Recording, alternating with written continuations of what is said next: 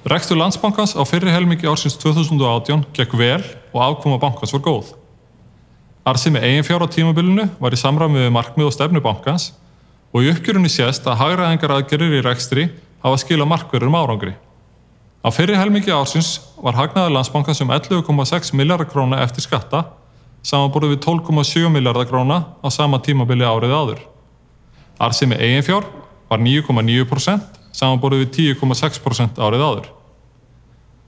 Aukning útlána var töluverð á tímabilinu, einkum í útlánum til fyrirtækja.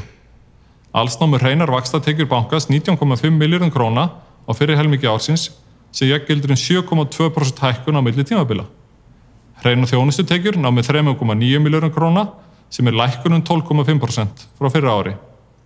Á undanförnum árum hefur töluverður árangur náðst við að hagræða í rekstri bankans. Á fyrri helmingi ársins nam rekstrarkostnaður 12,2 milljörðum króna sem lítilsháttar hækkun á milli tímabila. Ástæðuna fyrir hækkuninni má að langmestu leyti rekja til kjarasamningsbundinna launahækkana.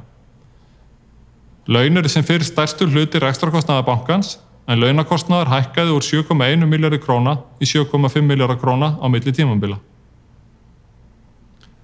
Árangur á aðhaldsaðgerðum kom hins vegar fram í því að annar rekstrarkostnaður lækkaði úr 4,9 milljörðum króna í 4,6 milljarða sem jafngildir 5,7% lækkun.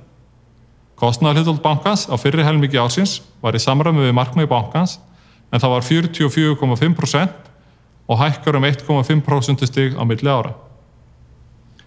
Fjárhagsstaða Landsbankans sem fyrr afar sterk en eigið fé 232,1 milljarður króna og eiginfjárhlutfall reiknað samkvæmt lögum fjármálafyrirtæki 24,1%.